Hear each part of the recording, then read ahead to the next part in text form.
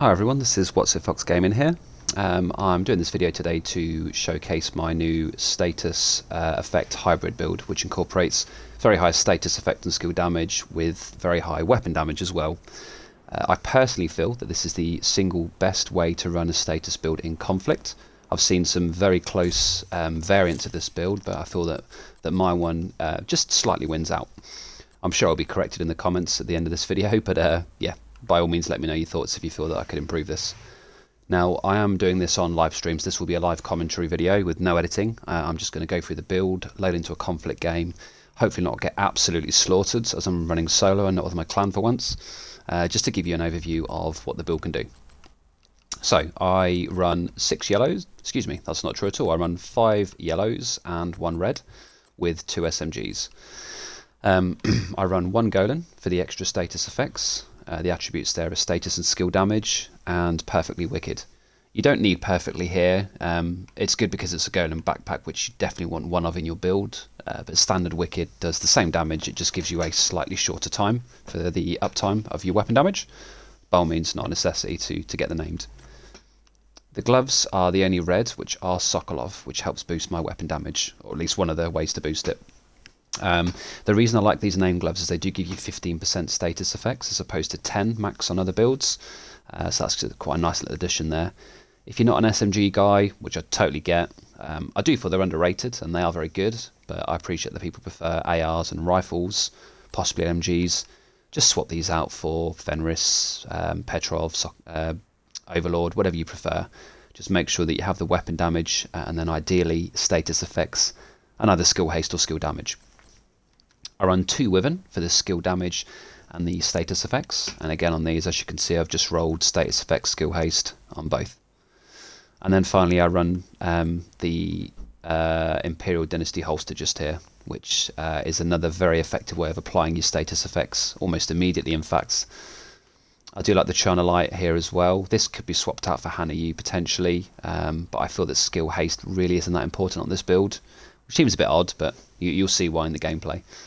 I do like that 15% explosive damage for some big boy seeker explosions. The 2 weapons that I run are both SMGs. I'm a big fan of the Vector. I still think it's the best one in the game, but I've got an AUG here as well. And the perks that I run here are Sadist and Ignited. It's very important that the weapons that you run, regardless of what they are, have the long underbarrel rail. And I'll come to why that is in just a second. The skills that I run are the Explosive Seeker Mine, which applies a bleed, and the Stinger Hive, which of course applies a bleed. I like to run, and I feel it's necessary to run the Tech Specialization class, Technician, because it boosts your skill from 5 to 6. So as you can see, these are showing at tier 6.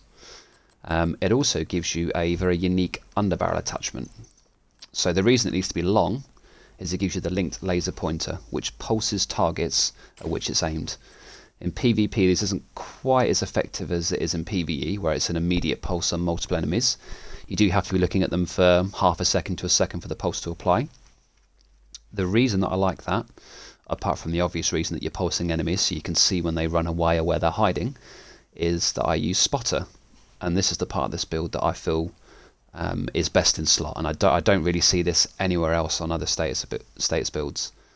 Spotter is fantastic in the sense that it boosts, and it's multiplicative, both weapon and skill damage by 15%. So it's one of the ways that I class this as a weapon damage / status hybrid build, because it's just another way to boost my weapon damage. So the other ways that I'm boosting my weapon damage, even though I only have 1 red, to list them all, we've got the Sokolov gloves, which is 10% free damage on these 2. Of course, the core attribute of that, being red, gives me weapon damage. Spotter is the additional 15% weapon damage, but of course it does help my skills out as well, which is a nice added bonus. Wicked is the big one here, 18% weapon damage for 27 seconds. I think it's like 24, 25 without, I'm not 100%. That can top itself off at any time, by the way, so if you apply a new status effect to a new enemy, it just tops itself back off again. So I've got that additional 18% there, and then of course I've got the additional 20% from Ignited or Sadist, depending on the status effect that's been applied. So that conjunction of different weapon damage percentage gains just means that I can absolutely melt people with my weapon, even if they've only got a burn applied. If these two land, then it's basically game over for everyone. So what we'll do is load into a conflict game. Now bear in mind I'm playing on Xbox here, so you know controller aim is never going to be as good as M and K aim that some of these content creators have, and seem to land headshots far more easily than I'll ever be able to. But I still want to try and showcase this build as best as possible. What I like to do when I start every game is always have my ignited weapon out to start with, purely because burn applies way faster than you bleed, as these two have to actually be deployed and activate. This is just free, it's free damage as soon as you come into combat. I specifically paint this weapon red, as you can see in my hands, so I know exactly which weapon I have on me, and the sadist weapon for bleed, I just leave it like a grey colour, so it's very, very easy to know on the fly which weapon I have. So each game I'll start with my ignited weapon out. I'll instantly deploy my seeker mine so it's at my feet. It can be useful to throw this out if you know where the enemies are, but at the start of a game it's good just to have it instantly deployed for two reasons. One, if you see an enemy you can just throw it straight over to them, or have it roll straight over to them. But maybe more importantly, it's a very effective little radar, in the sense that if somebody's in the corner of your eye, you don't quite see them. What you will see is a big left bumper above their head, or whatever you've got it assigned to. So it's just a very effective way of spotting somebody before you naturally would. And then you can essentially throw your seeker out to them, throw your hive behind your back to cover your rear or any flank routes, shoot or point your gun at them to activate spotter and start firing it to come into combat. This will in turn proc this as well. So you're gaining the weapon damage from Wicked, you're gaining the weapon damage from Spotter. They're not going to stay in cover because you're throwing this at them. They're either going to run away, they're going to come out of cover so you can melt them down, or they're actually going to get hit by it. And if you hit anything with a Seeker Mine that's not a 1.9mm tank, they're basically going to die anyway. At that stage you can switch out to your Sadist weapon just to close off the kill if you haven't already killed them. I'll then leave my Sadist weapon out until my holster reprocs, because they both do the same damage against their respective statuses, so I'll keep a close eye on the Imperial Dynasty cooldown, and as soon as that's back and ready to use, I'll traditionally switch back to the ignited weapon. With regards to your hive placement, it depends on the game type. So skirmish, you just want to, depending on what your playstyle, whether it's defensive or offensive, you can place it to cover rear routes that enemies might flank you on. You can place it right at your feet, or you can just throw it straight into them if you're more of a, have more of an aggressive playstyle. High ground is always king with a hive, as it just covers such a big area. I do feel that this build is not quite as strong maybe as something like a Negotiator's high crit damage build, for one reason, and that's that it won't put out as much damage, but where it absolutely excels is map control. If you want an area of the map that you need to control, you will basically set up there, place your hive there, particularly strong on domination of course. That's where this build really excels, and if your team actively play around your hive, you're just going to win every game. It's very, very hard to lose. I'm probably about to prove myself wrong with this game, so let's see what happens. And to be fair, I didn't actually check out the opposition's team, but that's a good thing to do as well. If they're all running EMP jammers, then this build does struggle. One of the perks of the technician specialisation class is you're actually immune to disrupt as long as you're within 5 meters of your hive. I don't think that works in PvP. I think it still just disrupts everything that you have, but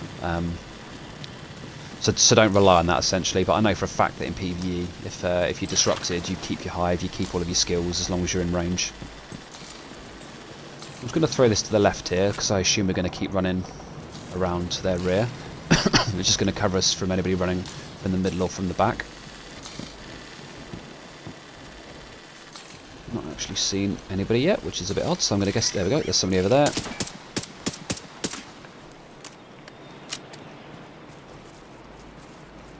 I'm guessing this guy's AFK.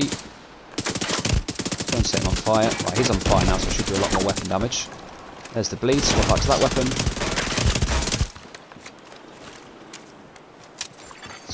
fire. Restore Hive detected. Wow, so we've pretty much just completely controlled that battle there. Stinger Hive detected. Rogue striker drone detected. I've got my drone back, just going to throw that out. Hopefully get back into range of something so I can proc the burn. Okay, alright, that's fine. Now if your Hive does run out of charges, if you haven't got a chance to pick it up, that's absolutely fine. You don't need to be at max charges for this build. 2 or 3 is plenty, so more often than not I'll actually break it rather than pick it up. You know, you don't need massive skill haste because it refills its charges very, very quickly on a tier 6 skill build anyway. You just got to leave it in places that you feel are an effective choke, a hot zone. You don't want them to push through, so if you're, say, covering this left flank, it's usually good to put it on the right here where the fence is. There's a guy there. Yeah, you know, it's different per map. But you see, I would not have seen that guy if I didn't have my seeker out there, and I mean, he's dead now. Yeah, he is very dead now. And I think even if I didn't have my team there, he was a shield tank, and he finished that encounter with no health. He stood his ground, which was stupid because the bleed was going to finish him off. The burn procced on him as well. 1v1s, it's incredibly strong, as long as you play smart, of course. So I've got the ignited weapon back out as my holster's ready to go. Leave this here. Throw this over here. But I think they're in their spawn, so...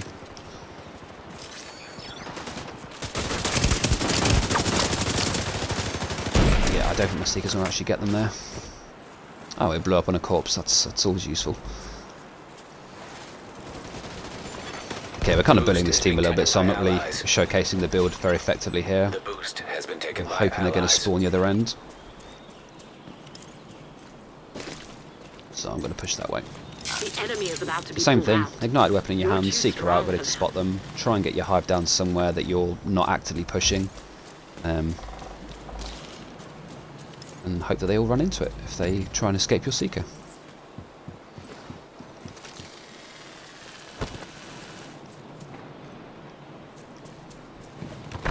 Maybe I've come here a bit too early. I don't think they've actually spawned here yet. Oh, no, there it is. So they're all going to jump over into that now, so I'm actually going to start with my bleed weapon here. Oh, well, that guy's pretty much dead. Rogue striker drone detected. There we go, There's he's no down. pulling out. Keep fighting. There Free are kill. no more rogue Free kill. reinforcements. Now I know this build's probably going to get a lot of hate in the comments. Nobody likes to come up against a build like that where I basically did nothing to get a kill. But at the end of the day, if you want to win in conflict, you're going to have to play meta builds. You know, TP Pesty, I'm not a fan of, even though it's definitely meta at the moment. I like this because it's just a nice combination of weapon damage and skill damage, and it's very easy to counter. If this team were running EMPs, for example, I'd get wiped out. Negotiators is incredibly strong because they've just got to shoot me once and then shoot my Hive and I'll just die around cover. So there are definitely counters to this build, but for just controlling an area, it's absolutely the best build that you can come up with. So I'm probably going to end the stream here. We'll have a quick look at the damage stats. I think I'm probably going to be lowest here because my team were jumping down their throats the entire fight. It will be interesting to see just what we did. There we go, it's part of my dance troupe. Yeah, so only 3 kills there. I mean, to be fair, that wasn't the best game to showcase this. The other team just, yeah, we definitely took advantage of them there.